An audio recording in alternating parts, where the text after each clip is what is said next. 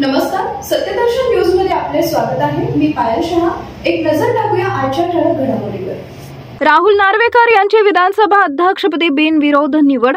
भाजप नेते आणि आमदार राहुल नार्वेकर यांची पुन्हा एकदा विधानसभा अध्यक्षपदी एकमताने बिनविरोध निवड करण्यात आलेली आहे।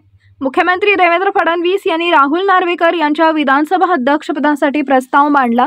त्यानंतर मुख्यमंत्री एकनाथ शिंदे, अजित पवार यांच्यासह चंद्रकांत पाटील यांनी अनुमोदन दिले। त्यानंतर हंगामी अध्यक्ष कालिदास कोळंबकर यांनी राहुल नार्वेकर यांचा विधानसभा अध्यक्ष म्हणून प्रस्ताव संमत झाल्याची घोषणा केली। यानंतर राहुल नार्वेकर यांची बिनविरोध विधानसभा अध्यक्ष म्हणून निवड करण्यात आली। राज्यात पुन्हा महायुतीचे सरकार आल्यानंतर मुख्यमंत्री उपमुख्यमंत्री पदाचा शपथविधी सोहळा पार पडला। राज्यात सत्ता स्थापन झाल्यानंतर विधानसभेचे कामकाज सुरू झाले। मुंबईत सध्या राज्याचे 3 दिवसीय अधिवेशन सुरू आहे।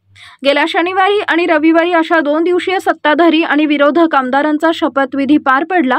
यानंतर आज विशेष अधिवेशनाच्या 3ऱ्या आणि शेवटच्या दिवशी विधानसभा अध्यक्षांची निवड करण्यात आली। यावेळी एकमताने बिनविरोध विधानसभा अध्यक्षपदी राहुल नार्वेकर यांची निवड करण्यात आली आहे।